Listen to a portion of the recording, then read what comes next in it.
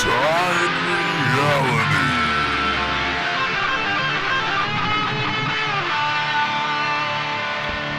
Give me the green light. 'Cause I'm ready I'm to go. ready to go. Go. Bow, bow, chicka, bow, bow. Hello, everybody. And Welcome back. Welcome back. Welcome to Ringside Reality episode 31. It's actually the 30th episode according to Johnny. The 30th anniversary. 31st episode. The people that'll listen to this 2 days later, they don't realize that we're actually recording this podcast 45 seconds after we just recorded the rest of the video. Immediately afterwards. Well, I'm your host, Johnny, along with my co-host, Christopher. I'm here. I'm still alive. He's here. He's here. He's queer. Get used to it. Alright. See? That just proves to me that he's queer. Anyone out there that's not a cracker mark needs to fuck right off. Ooh, listen to that bass line. Barrel, barrel. That was like some Geddy Lee shit, that time, wasn't it?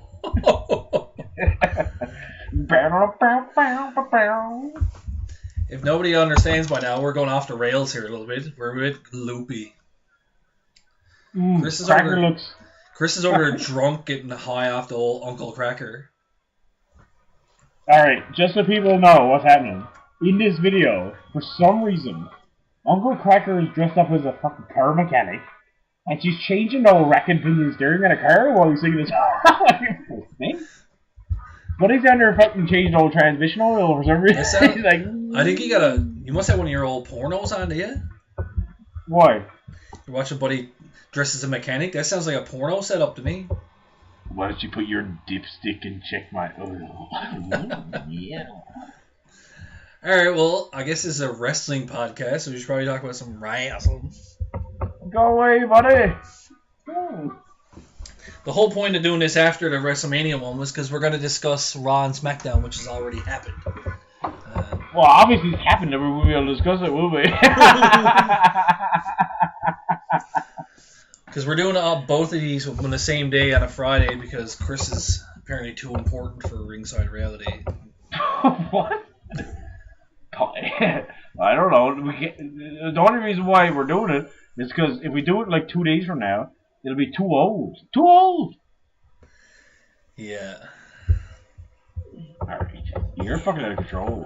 You're the one over there talking about fucking being old Mariah Carey, man. What was the name of that movie she put out? Glitter. I think it was called... Oh no, I was going to say Geely or whatever. Geely, but that was Jennifer Lopez and old Ben Affleck. Yeah. And we all know Ben Affleck done a good job as Batman, don't we? I'm Ben Affleck. Alright, so let's start with Raw. Rizzle. Alright, was this some on it? What happened on Raw? I don't know. I'm not pulling up any of the Raw results, so I'm just going to read them. Show opened with Roman Reigns promo. What do you think of that? With the Roman Reigns promo where he came out and said, "This is my yard, yeah, now," and just threw a mic down. Was it Roman Reigns' best promo ever? Lots of people are saying it's his best promo just because he said like one sentence and walked away. No, they're saying his best promo because everyone that likes wrestling, you're all a bunch of morons. No, what I'm saying is that he said more by saying less. He didn't go out there and say this over-scripted, like, cheesy bullshit. He go out and he said one line, the crowd was hot for it, everybody was booing him and stuff, and he said but the only reason why it worked is because the crowd made the promo. Like, anyone that says it's Roman Reigns, I don't even know what got him now, but if it was Roman Reigns' best promo, yeah, it was only because the crowd made it his best promo. Like, put it this way, if he came out in fucking Mobile, fucking Arkansas somewhere, and walked out and the crowd was just, like, general crowd, like, ooh, whatever, and he picked the mic and said, "This is my yard now," and left, that'd be the worst promo of all fucking time, man. The only reason why the promo worked was because the crowd was so hot that he kept putting it off because they were chanting. The crowd made the promo. It was the crowd's best promo of all time. It wasn't Roman Reigns. He didn't even say anything. But, that being said, anyone that's fucking talking about Roman Reigns, and us included, we're all a bunch of idiots because everything we're doing is working. And so this is hilarious because once again, after right after that promo, I texted and said, "This is only making him stronger. This is like feeding what Vince wants." And then Meltzer came out 2 days later on his podcast and said that just made Roman Reigns the biggest star in the company because there's nobody else. It made him stronger. There's nobody else in the company that can garner that kind of reaction, whether he likes it or fucking not. John Cena can't even anymore. He used to. But what happened on Raw, that was the most heel heat probably fucking last 10 years. So you're all a bunch of smarks and you're like, oh yeah, we're going to boo Roman Reigns, right? Silence, people, is the only thing that'll make him go away. Silence. As long as you stand on your fucking fat ass and boo his ass, especially to the level that you did on Raw, which was out of control. Like that kind of heat you see once every generation. John Cena did it. Rock and Austin did it. Daniel Bryan did it. And now Roman Reigns did it. And that's the only... And CM Punk probably did it. But I don't even think he did it at that level. You just did exactly what Vince McMahon wanted you to do. Which was give him more fucking of a reaction than any wrestler I've seen in the last 5 years. So congratulations, people. You hate Roman Reigns, yet all you talk about on message boards is Roman Reigns. You go on any message board for wrestling... Every 3 or 4 topics, Roman Reigns this, Roman Reigns that. He's the number one seller of merchandise for full-timer now. You're all buying into it. So, good luck to you, because you're just making it worse, is all you're doing. You hate him, apparently, but you're making it fucking way worse. Like, that reaction was fucking... Go fuck yourself, fuck you, Roman. Like, insane reaction he got on Raw. Like, that was insane. So, good job, universe. You fucking really did good job. Good WWE fucking crowd. The thing like, is, anyone that thinks that's not a good thing is fucking retarded. Like, there is no, oh, that's fucking, yeah, he got booed, so, like, that's not good because he's supposed to be a face. No. That was and nobody can garner that kind of reaction, so that's all I got to say. I think people have to get used to the fact that Roman Reigns isn't going anywhere. You know what I mean? It really is. He really isn't. Doesn't matter what happens at this point. What do you think Vince is going to do? Put him down in fucking lower mid card? No. Well, I can tell you one thing, Johnny. Dave Meltzer tweeted out today, and I'm going to read this because you know how you can only have 150 characters in Twitter, so it's a short message. Dave Meltzer at Dave Meltzer Wrestling Online. Sami Zayn is more charismatic when let be than Reigns will ever be. He's a way better talker. Ibushi called him the best worker in the world, and think of what that covers. Now, think about that. If Zayn was given it, like, you know how he's the biggest merchandise seller in full-time WWE?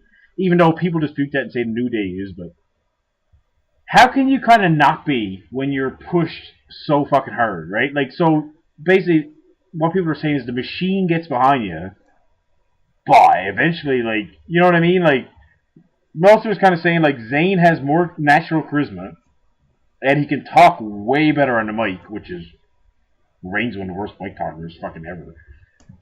If they put the machine behind him, let's just say Vince McMahon 2 years ago was like, Zayn's the guy, Zayn's the man, god damn it, he's gonna be the boy. Then wouldn't it be him? Is this a matter of, like, and this is not shitting on Reigns, because I think that Reigns is the most over person on Raw by a fucking landslide. But is this a matter of, it could have been anybody, and it just happens to be Reigns? Like, is that what this is? You know what I mean? Like, if they did, because that Meltzer tweet kind of sums it up. If they would have said, like, hey, Sami Zayn, we're going to have you headline 3 fucking Manias in a row. And by the way, next year, they're clearly going with Lesnar versus Reigns for the title. Like, that's the obvious plan, and everybody knows it's a plan. That's what's going to happen. So it will be 4 WrestleManias in a fucking row, which is like Hulk Hogan material. If they put that behind anyone, wouldn't he become a polarizing figure? Wouldn't he sell merchandise? Like, how much of this is just natural charisma and skill versus being overpushed Lex Luger style? And to me, still, even after all this happened, Reigns is forced to me. Still, like, I just still can't. For sure, and I think that's the problem, was they didn't let it happen organically, like any other guy that got over, like Austin or anybody like that. It never happened organically. he was pushed so hard and so fast and so pushed down your throat so much that you almost can't like him. You know what I mean? As an adult, you hate him just because I want to watch something I like. Reaction to him, right? Like, that's the worst part. And, like, we talk about him, and people talk about him, and that's the worst. But the thing, you're at a show, you're gonna you know what I mean? He's one of those guys that he's getting to the point now where he's pushed so much, it almost seems like, did they do it on purpose? They pushed him so much to get people to hate him so that he would get that kind of reaction? I don't know, man. He sells all this merchandise, but then he goes to a show and people boos him at the goddamn building.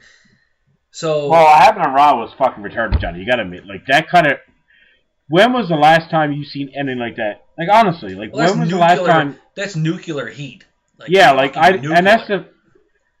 Like, so, I understand what Meltzer's saying, and I agree that Reigns could be anybody that they push, but long story short, man, fuck, I don't give a fuck what anybody says. Because first of all, I've always said, and you can go back to podcast number 3, he ain't a bad wrestler. He's athletic for his. I've said he puts on. I said how many times he put on a 4-star match in the fucking Big Show last year.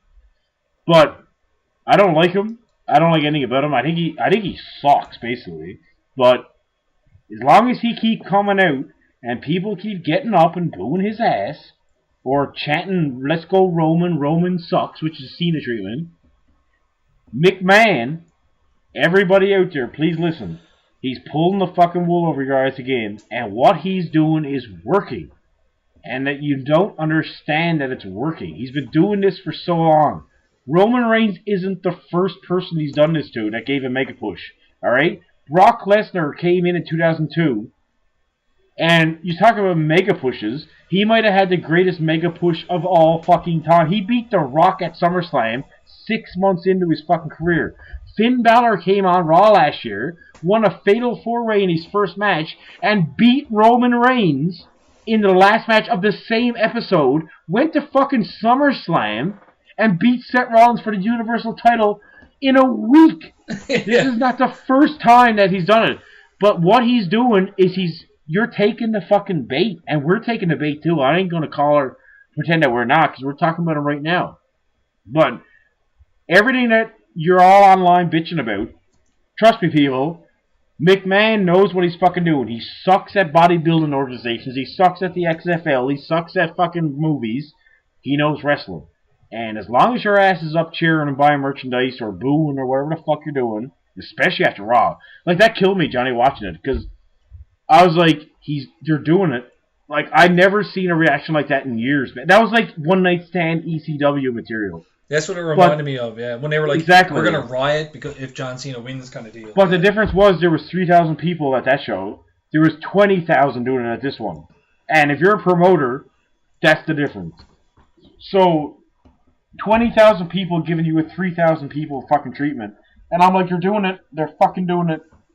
So, I don't know. Like, I don't like Roman Reigns. I never will. Like, I don't give a fuck what anybody says. The guy sucks on the mic. He's a good wrestler. Like, he's not great, but he's an alright guy in the ring. He's a good hand for having the ring. But he's nowhere near deserving of... dude, he's not deserving of, like, 3 Manias in a row and shit. Like, that's elite shit, man. Like, there's only, like... Okay, so how many guys have main events at Mania? Like, Hulk Hogan has more than 3-4 times in a row. Right? Hulk fucking Hogan. All the guys, name off... I dare you to name legends right now, and I can guarantee you I'll say no that they've main evented at Mania more than 3 times in a row. Well, there's not Shawn Michaels, not a fucking chance. Not a chance. Triple H, no. Not in a row, he didn't. I don't think there's anybody other than Hogan, is there? Hogan did.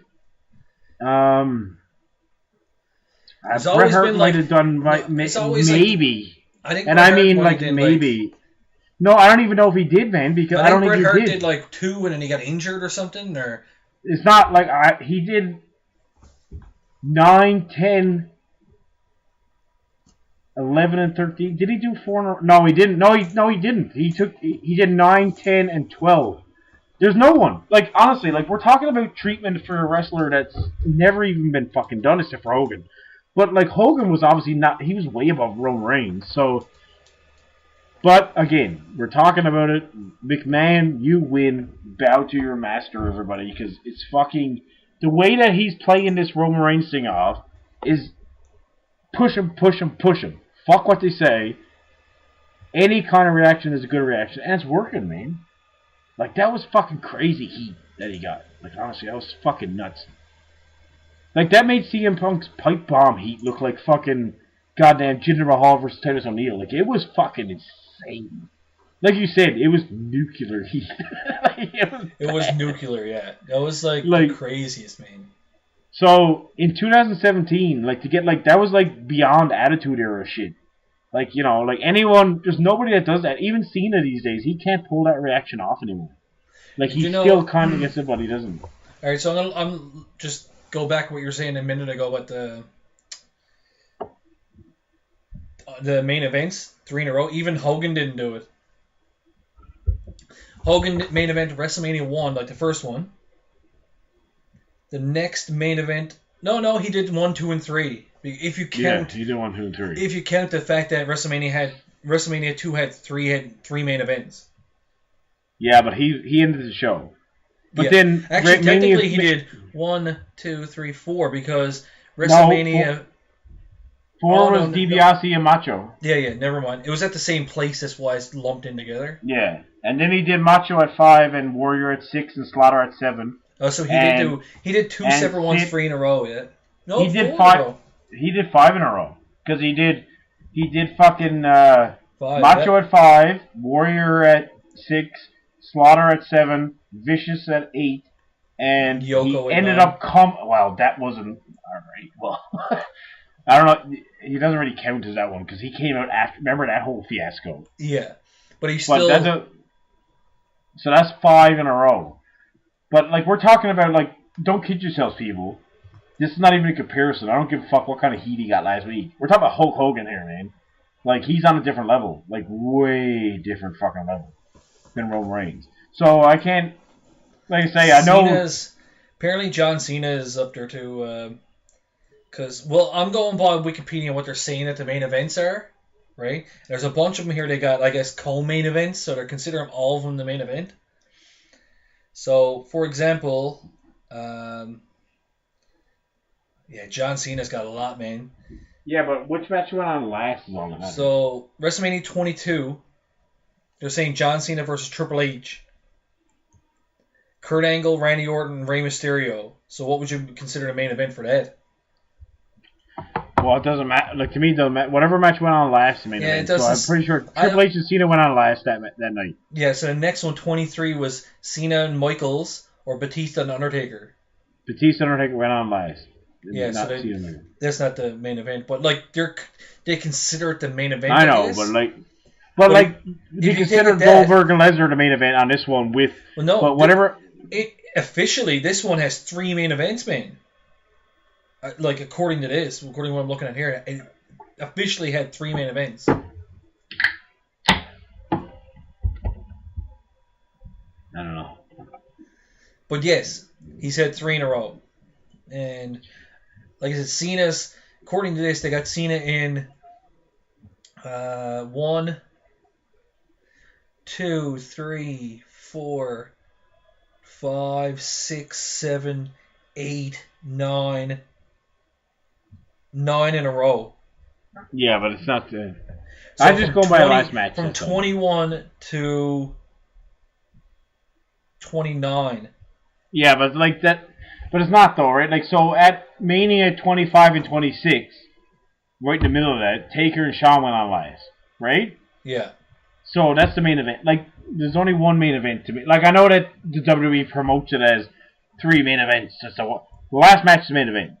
So Roman Reigns has actually had the last match, the last 3 Manias. So, but like I said, 25, 26, it was Taker and Michaels. They went on last. They had their fucking moment. And so really, whatever. At this point, they're putting them on a pedestal though with Hogan and Cena, let's say. Pretty much, yeah. That's pretty much where they're putting them to. So they're putting them like at the top of the fucking apex of, the main players.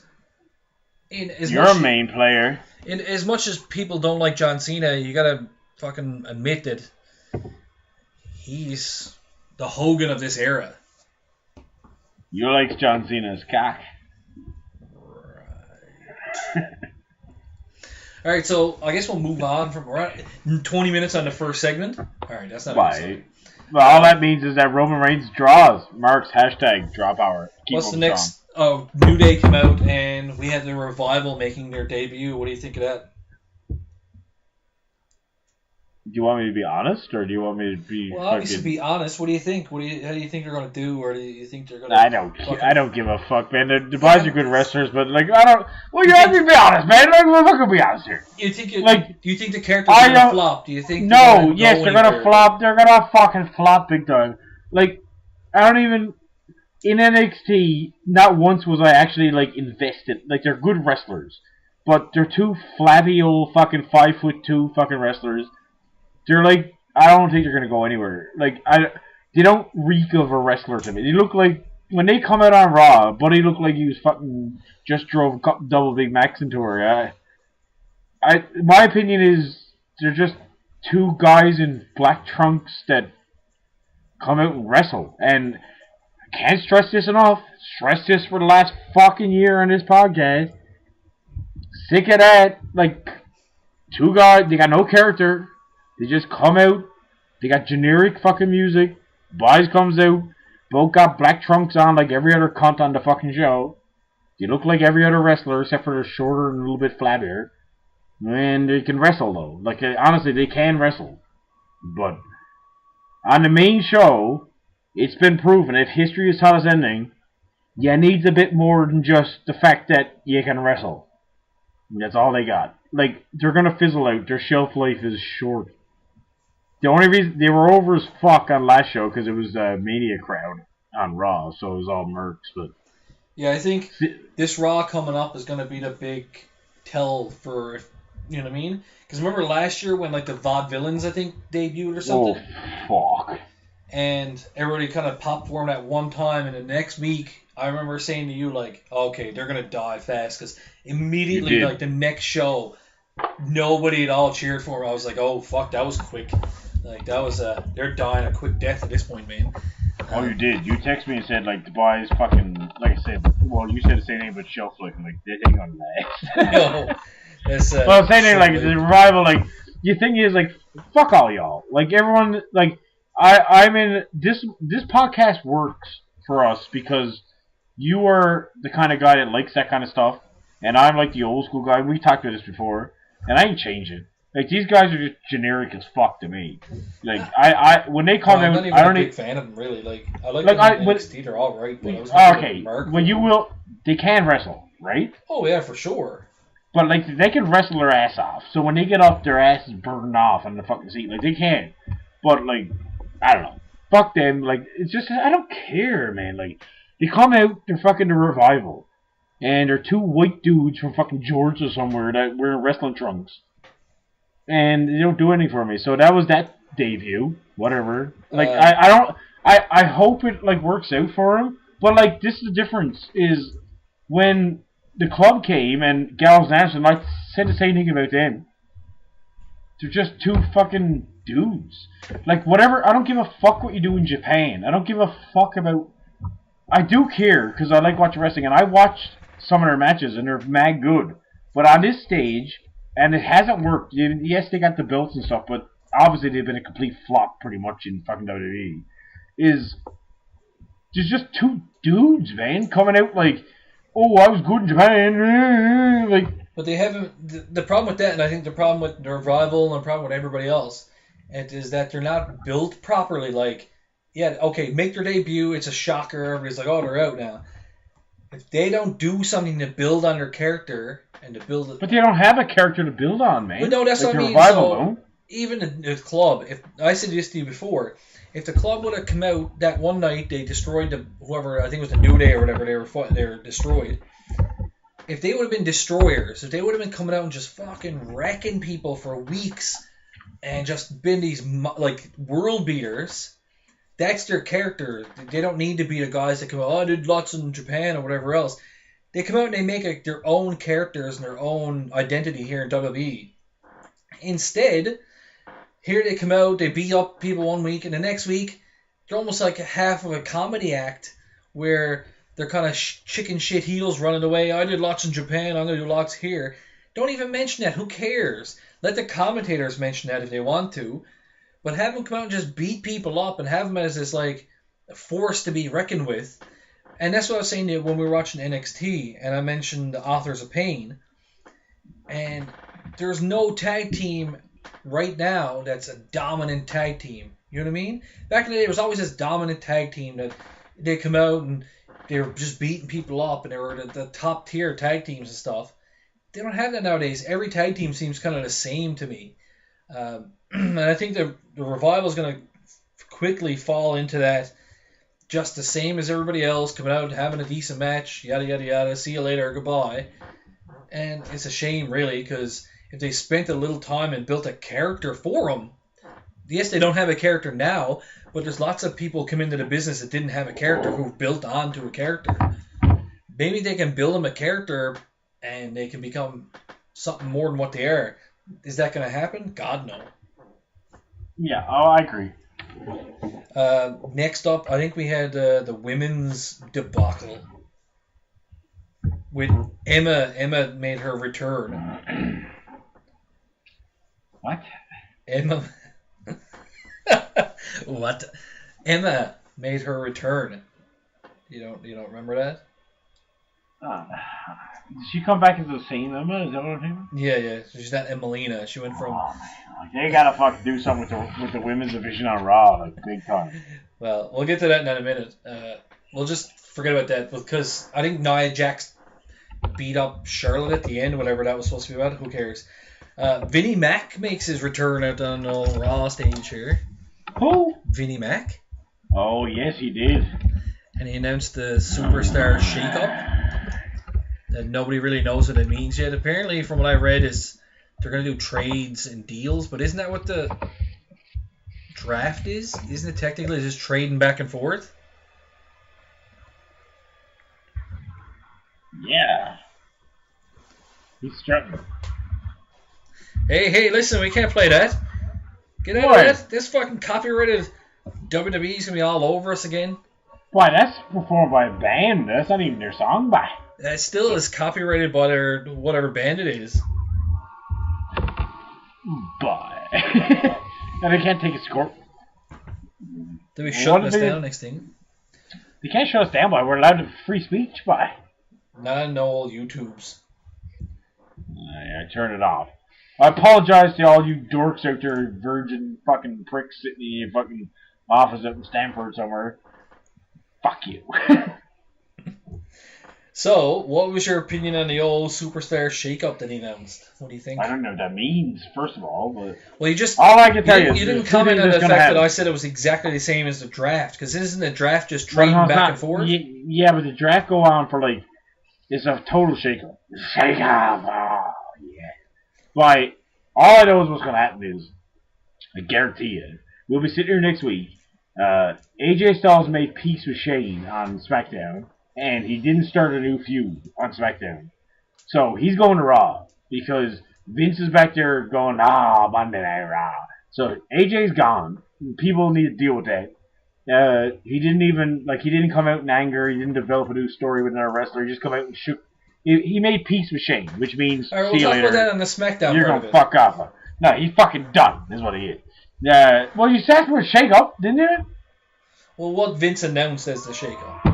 Yeah, so AJ's gone. New Day's going to fucking SmackDown. And Charlotte's going to SmackDown. And Raw's getting Alexa Bliss.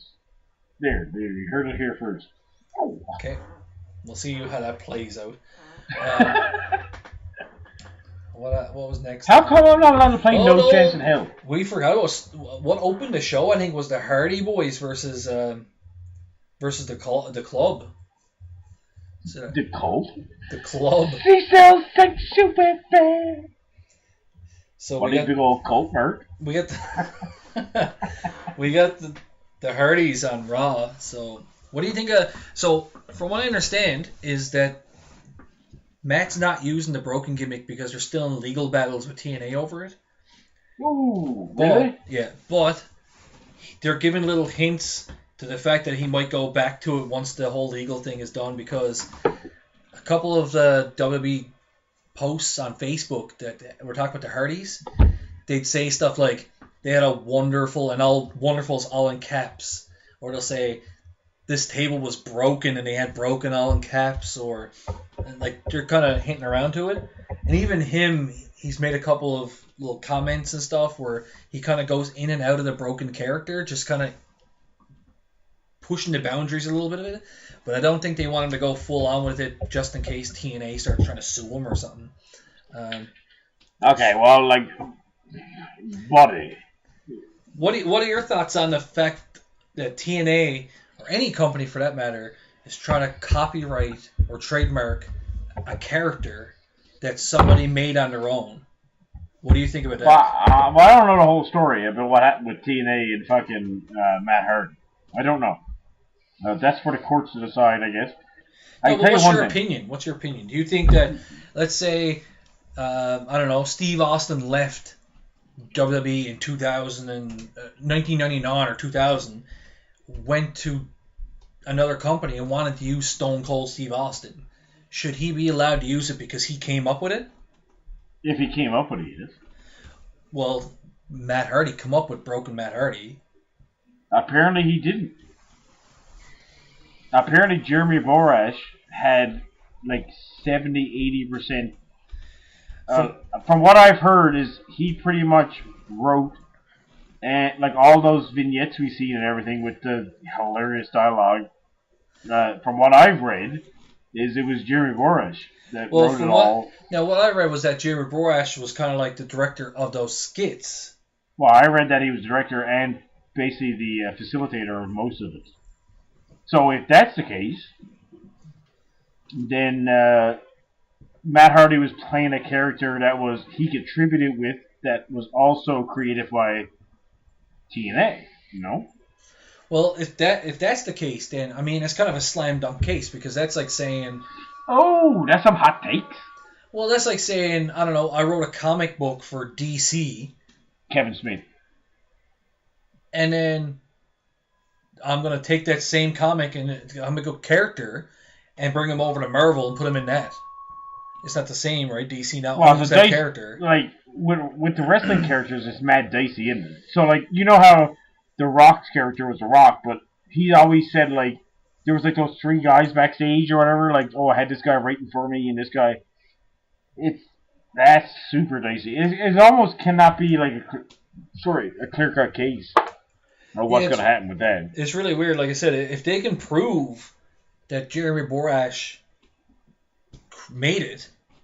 Well, it's not that he made it, like that, but that's why it's going to get so confusing. TNA's not saying that Jerry Borash made the character, wrote the character, did everything. He's saying he contributed enough to the character that it's not his.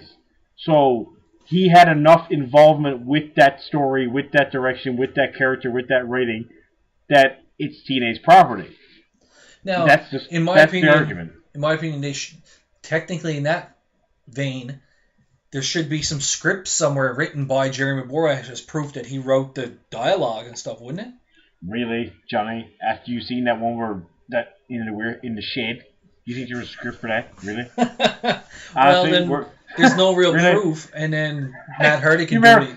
See, here's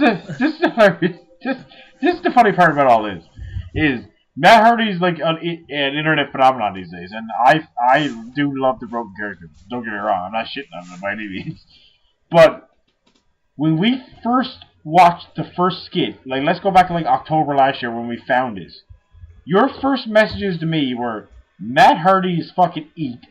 He's fat and eat. Well, he couldn't roll it. Remember, he couldn't roll into the ring. Yeah. So there's a little bit of fucking misconception at play here, because all of a sudden Matt Hardy's like this fucking goddamn god or something. Well, now I got your messages. It did grow. Now it did grow on me after a while. No, it grew up. No, it grew on me from the. I'm not talking about the character. The character itself grew on me from the fucking second I watched it. Man, that vignette was brilliant. It was one of the best ones I've seen in ages. But Matt Hardy is a fat, out of shape old man right now. He is. Well, I don't barely walk, man. So here's what I'm getting at. is if he gonna come back as the Hardy Boys and play the Hardy Boys, I'm gonna be honest with you, and I'm pretty sure I told you this 10 years ago.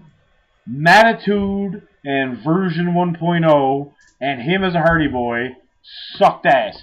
I did not give a fuck about Matt Hardy ever. Except maybe his feud with Edge. And that is a maybe. I never gave a fuck about him in WWE until he joined that thing with TNA like last fall when we started watching him. He actually had his own character. I didn't give a fuck about him, dude. I always thought Jeff Hardy stole the show every match. I always thought Jeff Hardy was the better wrestler. I always thought Jeff Hardy was the star. He was Giannetti. The whole Mattitude and fucking version, I never thought it was good.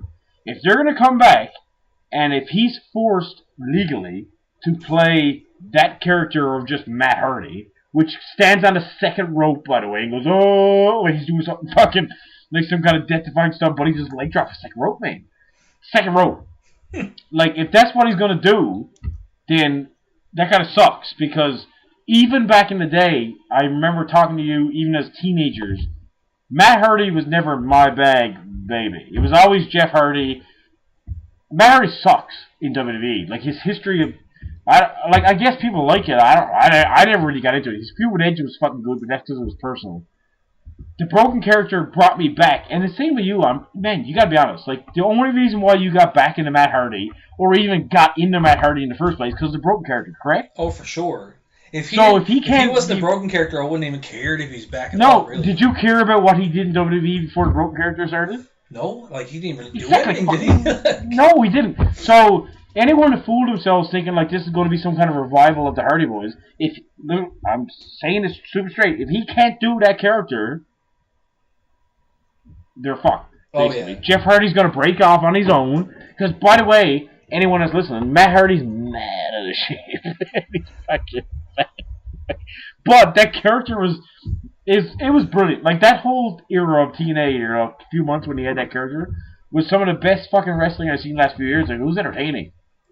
Like I say, man, if he can't bring that to WWE, sorry for Matt Hardy, but like your little delete chants and stuff are going to phase out pretty goddamn quick. And that's the thing, if he can't actually even say it in a promo or do that character, the delete chants, the delete chants are gonna phase out because they can't say it because it's part of the broken Matt character. You know what I mean? Like, it doesn't make any sense. All right, well, I don't think much else. Oh fuck, Jesus, Raw. Like, Balor comes back. Jesus, Raw? Is that what you're calling him? No. I was about to say not much else happened on Raw, but then it clicked in my mind that Finn Balor actually come back at the end of her. Who? Finn Balor. Oh, Jesus. So they're doing an angle with Jericho that he's injured, so I seen that coming. Because Jericho's done for a while, so... So how come... I want to ask you one question about our last podcast. You know how we talked about Mania? Mm-hmm. Do you know... I never really realized this, so you just mentioned Balor. Samoa Joe wasn't on WrestleMania. No. What a debut. Yeah. What a first year, yeah. Yeah, never even made it to the show. Anyway, continue. So Balor come out. Again, we mentioned this before. Remember we were talking about Balor maybe coming out to help Seth Rollins at Mania and how it made no goddamn sense? Well, guess what? They did it on Raw, and it still made no goddamn sense. So Balor comes out to help Seth Rollins for some reason. What did he do? Well, Balor, it was supposed to be supposed to be Jericho and Rollins versus Samoa Joe and Kevin Owens. But they injured Jericho, so he had a mystery and Balor came in. And then Balor comes out to help Rollins beat Kevin Owens and Samoa Joe. But why? Wouldn't Balor be against Rollins for injuring him? Oh, have it taken his whole fucking life away. So what does Finn Balor have to gain from helping Seth Rollins? It doesn't make any sense at all. All right, just three comments. One, I like Finn Balor's entrance music. Two, that crotch shot they do when he's on the apron and he opens his legs and the camera pans, that's unnecessary. Stop that. Like, never do it again. You gotta know what I'm talking about. Yeah. Every time he gets up on the apron, he opens his fucking legs like some old fucking Basic Instinct, like fuck Sharon Stone shit. and fucking the boy's pants along his dick. Like, I don't know what that's all about. You gotta stop that. Just give that up. Like, no more. And 3, I don't know. Fuck. Well, we all know your opinion on Finn Balor. We know you don't. Well, he's a fucking midget, man. Like, I can't. So, speaking of that, just one comment on that. So, did you hear what Vince Russo said about him? Oh God. No, and do I want to know? Vince Russo said he was an overgrown hornswoggle and one of the worst wrestlers he's ever seen. Okay, see now. That's what he said. He never said that. He did, seriously. He said he was an overgrown hornswoggle and one of the worst wrestlers he's ever seen. Okay, like Vince Russo, you do a podcast, bro, and you love doing your shoot promos, bro. But you're a fucking idiot, is what you are, bro. I don't care if you wrote wrestling 20 years ago, and times have changed. You can't do it anymore, bro. So fuck off. Like, listen, it's not that I don't dislike Finn Balor. I just don't think Finn Balor can be taken seriously in the world title picture. I got nothing wrong with Finn Balor. Like, he's a good wrestler. If Finn Balor can wrestle his ass off any day of the week in every kind of program he wants. But you put Finn Balor up against fucking Brock Lesnar and expect me to sit here and take that seriously, or against Triple H, or against Roman Reigns even for that matter, I find it fucking silly. The guy's fucking tiny, Johnny. He's smaller than me. So see, I agree with that 100%. So like it's almost the same vein as Daniel Bryan, where like I believe that these guys don't. Bryan's bigger than Balor, bud. Yeah, but even he's still a small dude, but. I believe these guys are good enough that they don't actually need the belt. You know what I mean? So I could see Balor versus Joe or Balor versus Owens, and I could believe that as a decent match, like as a wrestling match, right? It's not a street fight. You see Balor versus Lesnar, really? I don't see Balor versus Lesnar. That doesn't make any sense to me, and that's what I mean. Like I don't need to see that, right? I don't think that's necessary. That's like. Back in the day, they used to do it all the time, man. There's lots of guys who didn't get put up against Hogan. There's no point. Right? Because it was silly. Well, imagine if you turn on wrestling and you see goddamn fucking... Like, there was no really small wrestlers back then, I guess. This was on some old steroid fucking trip. Again, I don't fucking care. I don't know. Like, dude, I don't... watch NXT enough to fucking care about this guy. So he just shows up and shoves his fucking cock in your face. He's 5'2", and he's got a fucking pretty face apparently that ladies like. It's the same kind of deal with the Revival. It's the same kind of. They need to build. Like, I don't care. Like, I know that like people out there watch it and like love like they followed him through NXT and how he became champion. And he had this demon entrance and all this. Dude, I don't watch NXT that much. So this guy shows up and shows me cock in the fucking camera, and I realize he's like 5'1" and fucking 140 pounds. And it's like, what? I don't care. Like, I don't know. Listen, Finn Balor can win me over. I don't hate on him enough to say, like, oh, I'm never going to like him. He's on the main roster. If he doesn't wrestle Seth Rollins, and Seth Rollins don't fucking murder it, and fucking Seth Rollins don't fucking break his fucking neck or something. He's got enough charisma, like natural charisma. I'll give him this. That he can win me over, and I ain't, like, you know, I'm just a guy that watches wrestling, so that's what he has to do, right? Isn't it? Like, just win people over. He's an open book in my eyes. His first run, that couple nights on Raw and SummerSlam last year, I was like, this is retarded. But he's back. He's small. He's a fucking indie geek that wears trunks again, but he got a cool entrance. He's a little bit different. I mean, he's an open book to me. I'll read it and see what happens. I think he can win me over. Is he overgrown? I'm pretty sure at the end. Well, at the end of the day, I'm pretty sure he's just going to turn out to be another fucking jobber. Because not jobber, but he'll end up in the IC title picture. All these guys spend 7-8 years on the indie scene. They spend 3-4 years in NXT. And they come up to the main show and they're green as grass, dude. They're green as grass. They still don't know how to fucking work a promo. They don't. I'm fucking breaking news to everybody. Ty Dillinger is the classic example on SmackDown. No switching. This guy's shelf life is so small. If anybody out there thinks he's going to be a world champion, you need to go kill yourself, man. The fucking 10 chant is all that's over, people. Without the 10 chant, not like the yes chant. See, people chanted yes, but they also chanted Daniel, Bryan. You don't hear anyone chanting Ty Dillinger. All that's over is the 10 chant. Now, the 10 chant has a short fucking shelf life, like I said. He's a 35-year-old generic fucking wrestler who's not that good looking. He's bound for mid-card. If anybody out there's on the internet thinking Ty Dillinger should headline WrestleMania, do me a favor, JBL stuff, go kill Zill. Because he's going fucking nowhere fast. He's a fucking jobber, man. He's not going anywhere. Sorry, people. Just because he was in NXT for 3 years, everyone assumes he's got to be a superstar. Ty Dillinger has a 10 chance. That's all he got. Well, that's a good segue into SmackDown. So, Ty Dillinger made his debut. Good luck to him, man, because he's going nowhere. I compare that to Tyler Breeze. Oh, God! No, please. Because... kill me slowly. Because...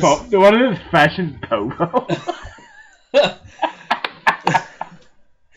What I compared to Tyler Breeze because Tyler Breeze was... In NXT, Tyler Breeze was like fighting for the title. Yeah. You know what I mean? He was main eventer in NXT. He gets called in the main roster. He got a good pop the first time he came out. A couple times he was over the first few times he came out. And look at him now. I think Ty Dillinger is going to be over for the next month or so. And then he's just going to fade away. That's it. Right? What else happened on SmackDown? Another big thing. The Shinsuke Nakamura. So Shinsuke Nakamura debuted as well. Let's talk about that for a minute, because that would probably be the most strangest debut. I'm still laughing at your fucking Tyler. Well, what a horrible person to compare to. if you're ever made it to the main roster and someone says you're next Tyler Breeze, you're kind of like, just turn around and walk back into the building. But he does wear the word fashion popo on the back of his pants. Alright, sorry. So, yeah, we're on the same page with Dillinger's just flashing the pan. He's not gonna lie. He's a mid-carder fool. Alright, so let's talk about Nakamura. So what did you think of his debut? What did I think? Yeah. Well, I guess I could take you to the steps. When he came out, I thought it was electric. I thought it was fucking insane pop. He had his mad charisma like he does, and I thought it was one of the best. I don't know. I liked it. I guess the only thing I kind of agree with you a little bit. I wish he would have done more. I suppose. Or done something. Overall, done anything. Well, anything. Yeah. Even took shit in the middle of the ring. I don't give a fuck. But, well, the whole the violin and the entrance. And him playing to the... I thought it was... the only thing is... you know what I thought? Good luck as he fights Dolph Ziggler for the next 17 years. The only thing is, I read afterwards, and it kind of made sense. They're saying that he didn't start a feud or attack anybody or fight or anything like that because they're switching him to Raw next week. So there would have been basically no point to start a feud with somebody, or let's say attack The Miz, when they're going to switch into Raw next week and there's no follow-up to it. That's the only thing I can see that makes kind of sense there. I thought it was a good, like I said, same deal. When the music hit, I popped. I was like, oh, that's fucking cool. I thought he was going to come out and destroy Miz. But Miz just got out of the ring and he just stood there, kind of did his dance thing. Looked around and the fucking music hit again. He walked out. I was like, what the fuck was that? I was so confused. I didn't know what was going on. We'll see where it goes. Same kind of deal with him, man. I honestly, I don't see him putting him where he maybe could be. You know what I mean? I think if him and Styles go to Raw, you're going to see him and Styles in a feud, which could fucking be phenomenal because they had some really good matches over in New Japan. So no pun intended when I said phenomenal. I don't think he's gonna go to I think he's gonna feud with Miz probably. Like, you never know. You might be right. He could go to fucking Raw, but like I mean, all this the whole talk is like wrestling fans are clapping. It's all who's gonna go to Raw, who's gonna. Jesus Christ, man! Not everyone can go to Raw. So some people you need to retain on SmackDown. Like they can't lose Nakamura, Styles, fucking everyone. Like they gotta keep someone. So I don't know. It like depends I on thought who they're getting. They're probably gonna get. They're getting Zayn, I think. Yeah, but like you can't do that like fairly. Like you can't give up AJ and Nakamura and get Zayn. Like it's got to be so. Even though it's fucking scripted, you got to have some sort of fucking star power going over. So I don't know. Like AJ might go maybe, but I think AJ's gonna go anyway. Like I said, just because he buried the hatchet on SmackDown. Well, like there's gonna be some surprise. It was like the end of his era thing. It was like shake his hand. It kind of seemed like he was just burying the hatchet and like I'm done with you, and I'm moving on. That's what that whole thing screamed to me. Was just he's done. You almost gotta Nakamura. You almost gotta expect there's gonna be a big one or two big changes. Like you're gonna see Reigns go to fucking SmackDown, or you're gonna see Strowman go to SmackDown, or you're gonna see something along those lines, like something big. I don't mean those people, but I mean that caliber, right? Somebody big is gonna switch over at some point here. I don't know. I don't even like that they're doing. I don't even like that they're doing it because they didn't even wait a year, man. Like, well, like I said, when did the draft happen? September. Yeah, so that's why I think they're not considering this the draft. They're considering a shake-up. So what's that? Like 2 guys each show? That's it? Like, I don't even know what that entails. Like, I don't know if it's just 2 trades or if they're trading like 2 people and a woman or something. Maybe that's the shake-up. I don't know, man. Or like 2 superstars, a tag team, and a woman and a woman competitor. I don't know. I honestly don't know what it means. But like, I just really fucking. I don't know. Like the biggest excuse I've heard from every single like I said, these guys spend like 3-4 years in NXT, man. They come up, and it's always like, oh, they could have been if they were booked right. Like it's almost like the biggest cop out and the biggest excuse ever, just to get out of being a jobber. Because you come up like this, like we're just having Ty Dillinger. He's a fucking jobber at heart. Like I can tell you right now. I don't give a fuck how over that 10 champ is. That guy is generic as fuck, and he's like 40 years old, and he ain't going anywhere. Trust me. Like you can trust me on that one. The guy is a mid-carder for life. But everyone's like, oh, if they would have been booked right when they came up, they would have made it. They all get like a little bit of a chance still. Like you can say what you want. They all still get to go in front of 20,000 people and 4 million people every fucking week. And it's like the biggest excuse in the world. It's like, well, if these guys would have been booked right, you know what? Whatever they're doing in NXT. Okay, let me ask you a question. This is just I'm segueing into how many tag teams from NXT came up and did anything.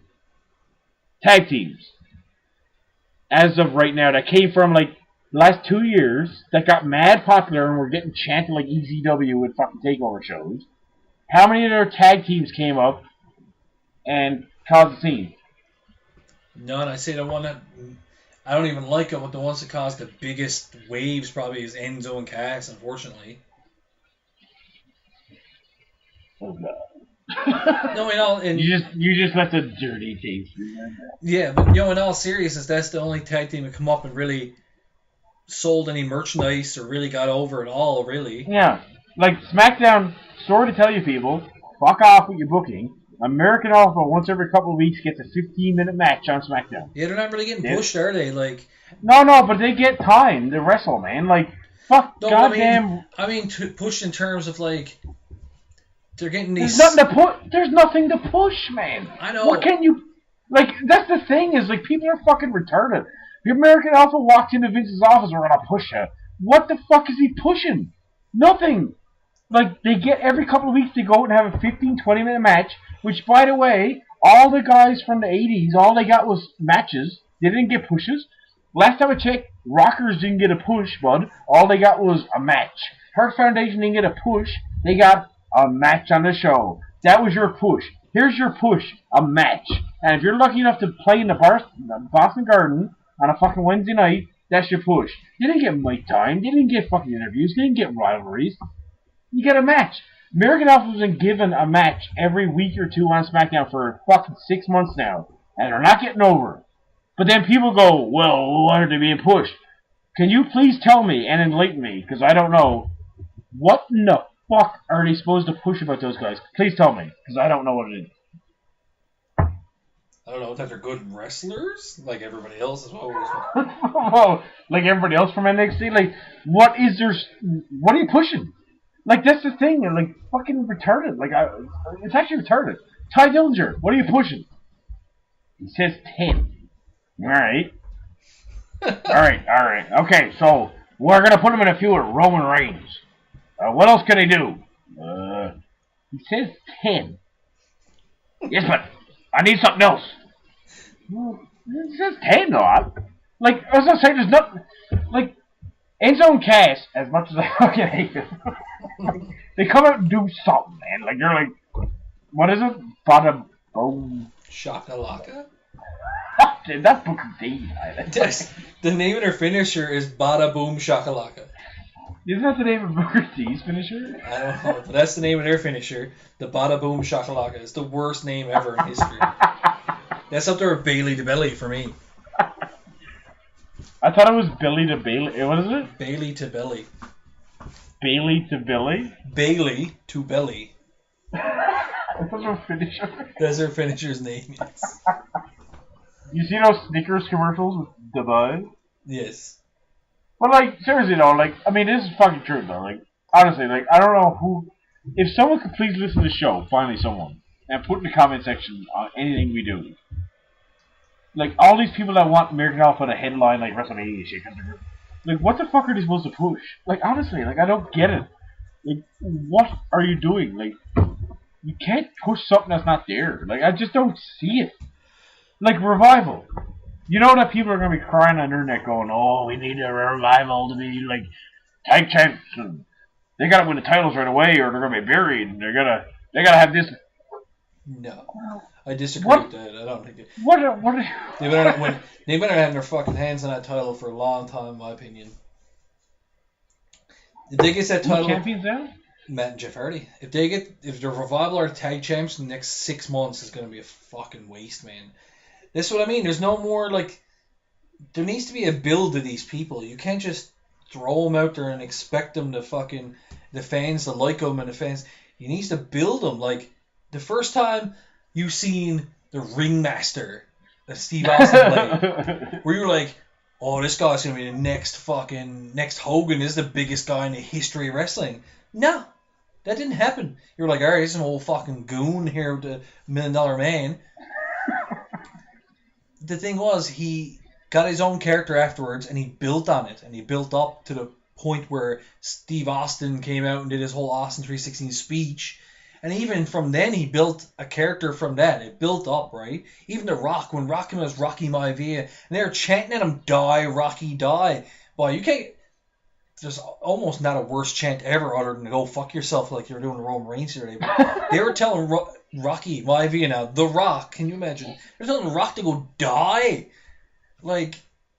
That's a horrible chant. And then, the same kind of deal. He gets his own character, he gets an old nation domination, and he just... The cream rises to the top, man. He started to become the star of that group, got his own character, and built on it. He just didn't get thrown. Fuck, Rocky Maivia didn't, like, as soon as he debuted, everybody was like, oh, he needs to be a champ. World champ within the next 2 months. No, boy, like, that's not how it works. You know, you got to give time for people to get over or not. And that's just it. Not everybody gets over. Not every character is going to get over with the fans. There's some characters that are going to duds. There's some people's going to go through so many gimmicks or so many character iterations that it's before they get the right one. It's not always a home run with every single person that comes up, man. Not everybody's AJ Styles who can walk into the company and be that good. You know what I mean? I think that Samoa Joe is getting to that point now where everybody expected him to come in and be really good. But I'm actually not seeing that much from him. And I like Joe, but I don't really see that superstar like AJ Styles is from Samoa Joe. I really don't. Now, I might be totally out of left field with that, but But that's just my opinion. I don't see him as being like world champ, or I don't see him like lighting the fucking world on fire like AJ Styles is doing. Nobody's saying Samoa Joe is the best wrestler in WWE. No, that's not happening. Not right now.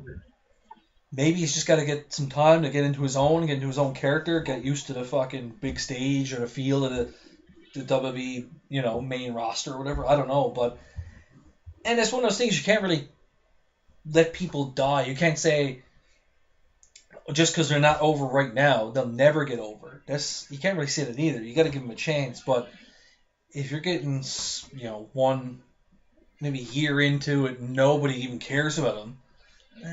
Maybe it's time to switch it up and change up your character. And if he doesn't get over again, then you're probably gonna get fucking released at some point. But I mean, if the revival comes in, they got a big pop the other day. Next week, I can almost bet money that their pop is going to be less than it was last week. And I guarantee the week after that, their pop's going to be less than it was the week before.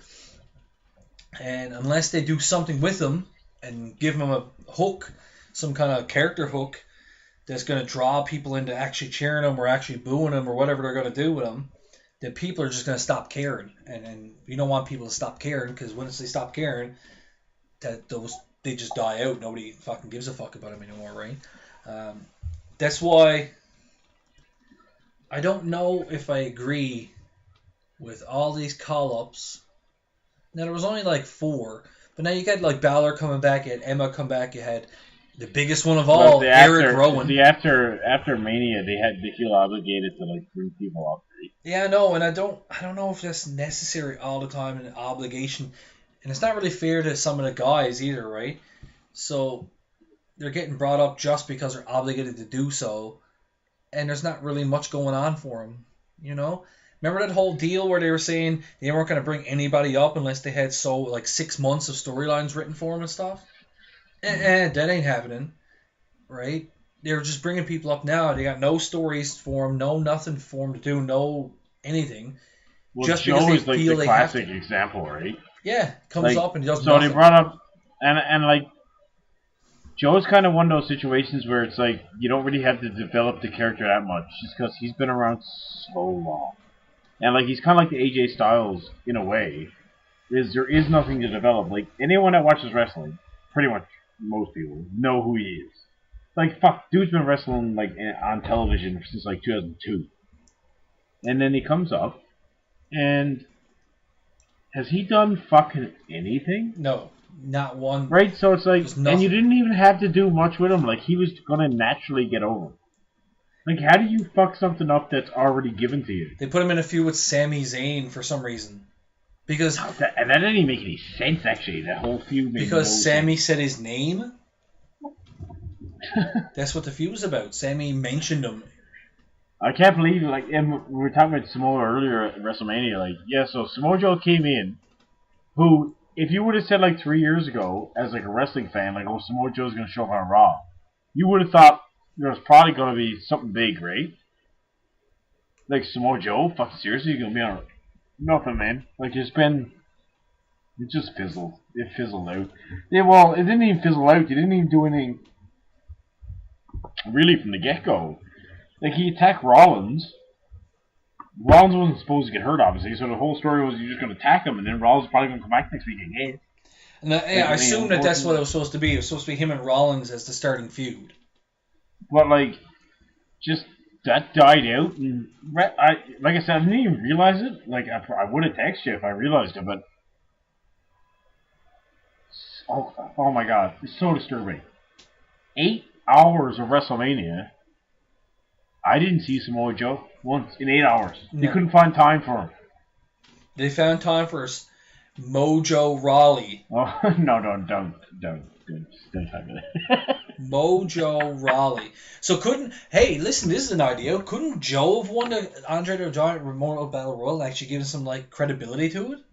Wouldn't that? No, Mojo had to win it. Wouldn't that would have been him come out and just destroy everybody? No, Mojo got to get a push. Fucking Mojo Rawley.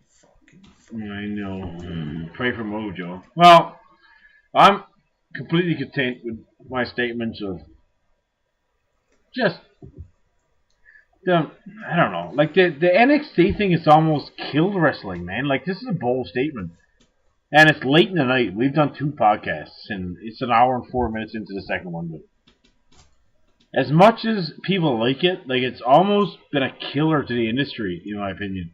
And you heard it here first, maybe. But, like, I don't know. I agree. Like, these guys get brought up with crowds that are so into just wrestling. A niche market of, like, 15,000, 10,000, 6,000, 3,000 people that just want to watch wrestling, to the point that fucking No Way Jose is getting a bigger pop than fucking Steve Austin on a show with 3,000 people. Like, that's how fucking retarded it is. And they're just in that little world. And they're built up, but they're not actually building people to become performers and wrestlers. They're building people to wrestle in that environment. And then they get sent to Raw or Smackdown, and honestly, they're like a deer in the fucking headlights, dude. They have no idea what to do. The cameras are rolling. You're on live TV. There's 4 or 5 million people watching in fucking North America, and they just seem lost. All of them. Like, even the good ones. Even the ones I like. I'm not shitting on the roster for being bad wrestlers. I'm just, even the ones I like they just seem lost when they come up. And I'm noticing a trend, and I think someone has the fucking saying, since about 2011 or 12, where all these guys get trained in NXT by the game. And they come to the main roster and just, honestly, dude, like, I think it's almost like, at what point does someone finally say it's detrimental to wrestling? Because there's no characters being brought, there's no storylines being brought. All that they do is develop. They get I think they get fed an ego from the crowd in NXT because it's hardcore fans at Full Sail. They're like, oh yeah. But it doesn't translate, does it? And like, that's not what you need. Like, in NXT, unfortunately, you should not be learning how to go and put on a 25-minute clinic. You should not be learning how to put on an Iron Man match for 45 minutes. Yeah, it works for that crowd. It does. It's great. What you should be learning is how to do that and also entertain people. That crowd doesn't want you to entertain them, though. They want to see wrestling. That's all they care about. They're hardcore fans.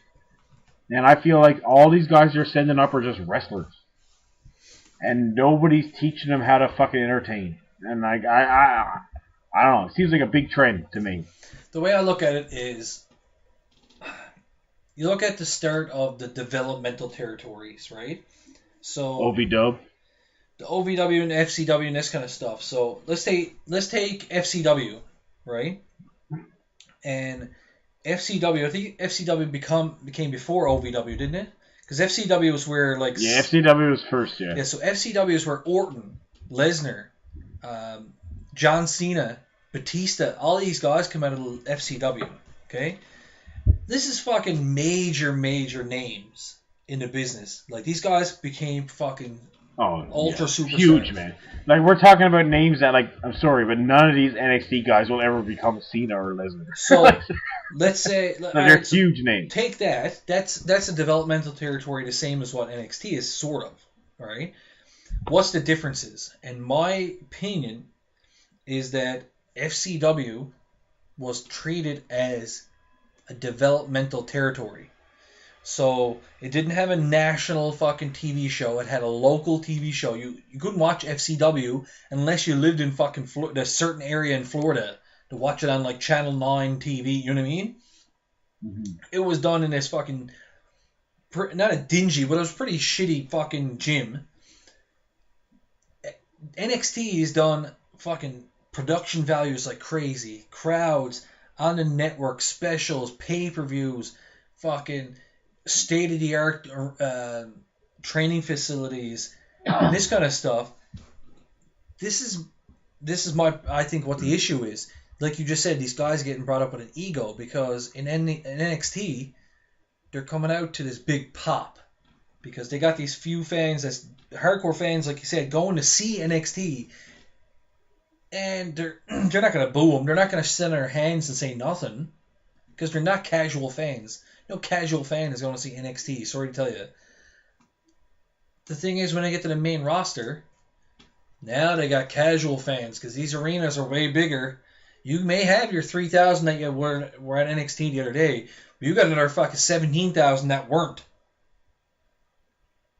And they don't know how to play to those 17,000 because they weren't brought into it. They weren't used to it. They're used to this 3,000.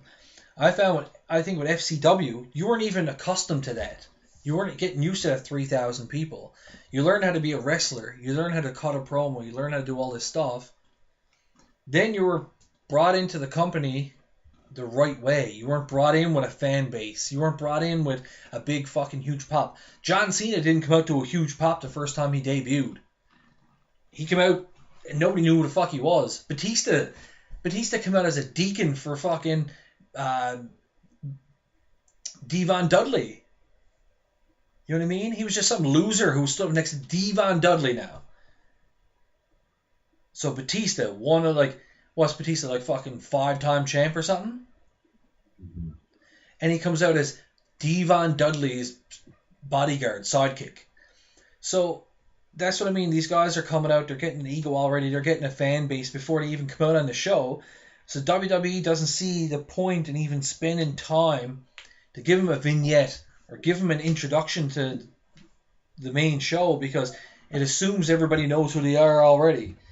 And I think that's really detrimental to the character, to the development of all that person and how they react to the crowd or the crowd reacts to them. Because then a Revival comes out on Monday, they get a pop. That's it. You know what I mean? They get a pop because it's the first time and everybody's seen them on NXT or a lot of people seen them on NXT. Now next week they're going to be in fucking buttfuck nowhere where half the people don't even watch NXT. And they're not going to get a big pop because nobody knows who the fuck they are because they weren't introduced to the right way. And that's all I got to say about that. Okay, Austin. I thought that was well said, and I pretty much agree with everything you just said. That was a long rant. That might have been my longest rant ever on old Ringside Reality. No, I'm going to be honest with you. I thought that might have been your most articulate and best rant you've ever done. I was listening as a viewer that time, or a listener, sorry. That was actually well said. You're on fire. At 12:31 a.m. You need to calm down now. But, yeah, that was about it for. We'll kind of. I've never agreed with anything you said ever before, because I usually disagree with you. Like most of the time, I win. I made you bleed. You didn't make me bleed. I win. It's a facto. I win. But this time, good rant. Good rant. I think we're 1-1, if I remember correctly. I don't know what that means. You never ever beat me before. Yes, I did. No, wait. Down in your basement. So who was there for that? Tim Strange. Was it on camera? No. Exactly. House show. Hey, listen, the first blood match wasn't on camera either. Buddy, I had 17 witnesses in it. Still wasn't on camera, though. Just because you couldn't beat me doesn't mean you gotta bring it out on the podcast. I always beat you every time I fought you. We only fought twice. Bester is. Bester was. Bester ever will be. We fought twice in one. No, wrong. We fought 3 times. I beat you in a ladder match. I beat you in a first blood match. That ladder match wasn't a 1-on-1. I still beat you. I won the match. That's only because the other person got in my way. Don't worry, buddy. And you technically didn't win because, as we seen on the ladder match at WrestleMania, as soon as the belt come off that ring, they rang the bell as the winner. He didn't have to get off the ladder. So as soon as I grabbed the belt, I was the winner. You grabbed it from my hands as I was getting down, and you said, I'm the winner, and that doesn't make any sense. Listen, I'm not going to argue because I'm pretty sure everyone can hear the desperation in your voice to try to argue this because it sounds like you're clutching at straws here. I won. Listen, fact is, I'm the winner. You never beat me. I did. We all know this. I actually beat you twice, actually. No. Up until 2 years ago, it was a well-known fact you never beat me. All of a sudden, the last couple of years, like, oh, I beat you like 3 times then. Twice. Actually, I beat you like 4 times. I beat you like 7 times. Twice. Listen. It was twice. You never ever beat me.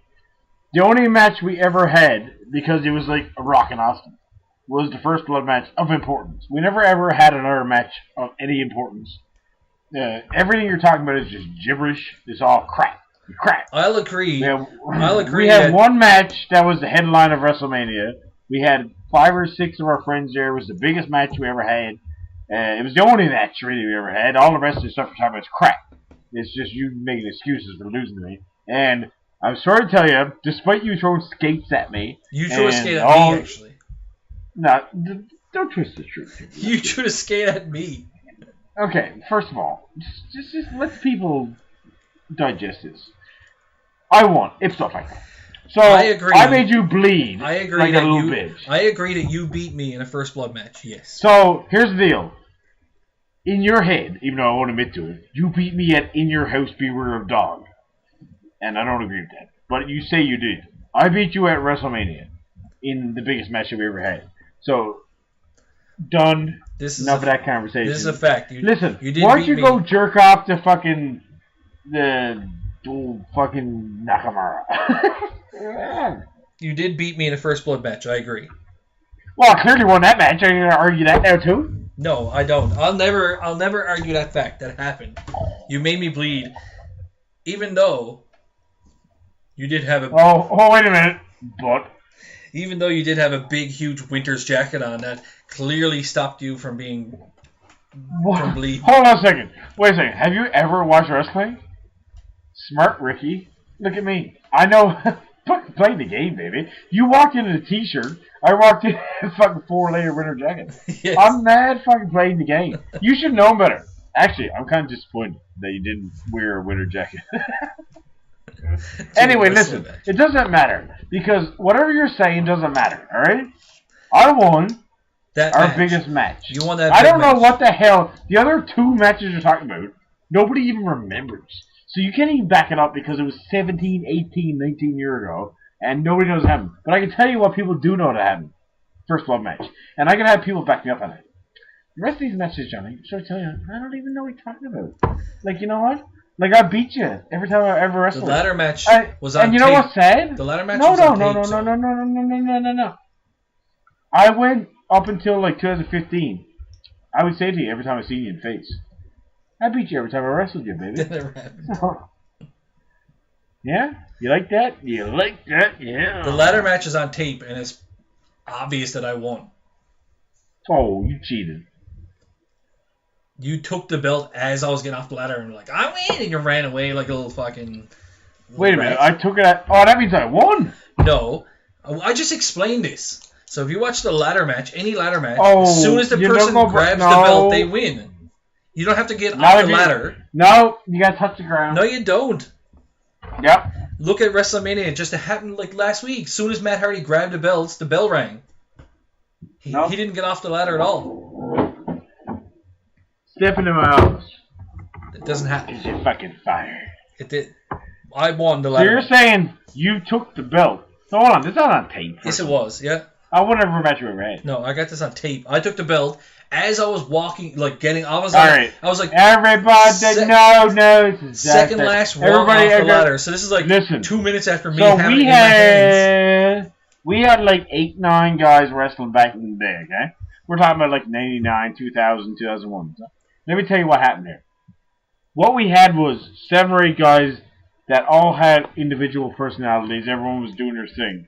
Johnny over here, who likes to talk shit, was the Roman Reigns of our wrestling. Okay? So here's what happened. No. This is true. So this is truth. This guy was big shot. Yeah, he had the fucking backyard wrestling on the gun. No character. Okay? No character. He couldn't cut a promo. All he ever did was a powerbomb. That's the only move he ever had. It's the only move he ever had. What happened was he had other people make him look good. If it wasn't for Liam, if it wasn't for Adam Hunt, this guy would have been nothing. Made him look good. Disaster. You're lucky to be here, kid. I disagree wholeheartedly. Alright, kid. I think the only reason why you were anything is because you rode on my coattails. As in beating you every time? What a weird coattail that is to be on. Actually, you only ever beat me once, and it was untelevised. Once. I beat you every time I ever wrestled you. No, baby. you beat me once untelevised. I beat you once See, untelevised and once on camera. I can guarantee you, listeners of Ringside Reality, this is what's happening right now. You can sense my calmness in I beat this guy every time I wrestle him, and you can sense his desperation as he's trying to prove his point. I know. Right, did I just throw up me food? Yummy. Alright, enough talking to you about me beating you. Listen, I've beaten you many times. Now listen, Johnny has hurt me many times in the past. I'm not going to dispute that. But it's cheap shots, people. Like, for example, I'm sitting down playing solitaire on his computer. Buddy comes over with a broomstick, smashes across the fucking face. Like, that's not really count as, like, winning. To him, oh, wait a second. that's Wait winning. a second. What about the time I hit you with the old fucking bottom of the chair and you almost died? Yeah, you're happy about that, right? You're proud. And then Timmy Strange me. Yeah, it Disgraceful. just makes you happy, right? This is what I'm talking about, people. It was actually a really fun moment in my life. Oh, yeah, it was great. In all seriousness, he almost died. Yeah, like, I'm glad that it was a, quote, fun moment. Okay. Deadly. That was actually a really fun moment. I'm glad it was so enthusiastic for you. 10 minutes of the tape was him on the ground lying down going, oh, like moaning. Yeah. That was good times. Right. Anyway, I beat you every time we wrestled. I don't know. So, we all know it's a lie. Everybody knows that's true. We all know here's he what's lies, coming up. So, alright, so we'll finish out this whole SmackDown hold thing. on. We were talking about SmackDown, whatever. We have to There's nothing left on SmackDown, man. Eric Rowan came back. Okay. Listen, we're an hour and 21 in, and I don't give a fuck about Eric Rowan. What I was going to say... But, we gotta stop. Why? Eric Rowan came back. Really? Let's spend 20 minutes on Eric Rowan. No. But easy. What I was going to say was, I am afraid I have some bad news. Bad news for you. Bad news. WrestleMania is over, which means we go back to regularly scheduled WWE program for the next 12 months. Oh no. No more special attractions. Alright. What the hell was that? What's Did going you just fall down the stairs? Are you alright? Oh, babe. You okay? Chris's girlfriend just fell over the stairs. Okay. Apparently. Hold on. Wait a second. I gotta go. Hey, what happened? Right. So Chris's girlfriend just fell down the stairs. Hopefully she's okay. We're just waiting to hear back about the update on the status of Chris's might-be make-believe girlfriend that might be a recording in the background. And just to reiterate, I did beat him twice. And I did win the ladder match that we had. Jesus fucking Christ. That's this guy. Hello? Yeah, what's going on here? Alright. What's this? Your girlfriend just fell on the stairs. What's the status? Is she okay? No? Are you serious? No. Is this on podcast too? Yeah, oh yeah. I was saying how we were waiting on the status to hear. You okay, man? Most of the WWE universe is gonna know she's going. I was giving Oh my God, Mago! She's a lunatic. I was giving updates. I was like, Chris's maybe make-believe girlfriend just fell down the stairs. Well, she actually. I'm looking back at it. Alright, well, we're at hour and 25 in. Maybe we should cut it. This is 2.5 hours, almost 3 hours of straight podcasting here at this point. We're on a marathon, baby. It's the ultimate thrill ride of podcasts. Johnny got mad. Baby. Oh. Johnny's taking Justin Bieber on podcast live. Babe, you're What's up, folksy? Was that English? You ain't down like a snack of a day. She's a flying lunatic? Hey, you went there like a man. You went there like a lunatic, Mango. She was trying to do all flying cross body off stairs on you. All right, so this podcast had me. This is all. All right, I'm at her. All right, listen. We're going back to dull, boring, regular WWE entertainment next week, but we will be back. So everybody listen. Just because it was WrestleMania Hall of Fame / NXT / 19 hours of fucking Monday Night Raw Smackdown, it was an exciting week. Okay. Next week, we're going back to our regular scheduled programming. Yeah. So I hope you enjoyed it. Me and Johnny been talking for 5 hours. I'm actually gonna. I hope I can get a like that dude like kill this fella but done this week. I want you dead. I hope you break your leg tonight. Why? Oh, now Mel's giving me a hard time saying, "Don't say that." That's me. See, that's karma coming back now. You wish that on me, and your girlfriend falls down the stairs. Well, you're the one that likes all fucking burgers.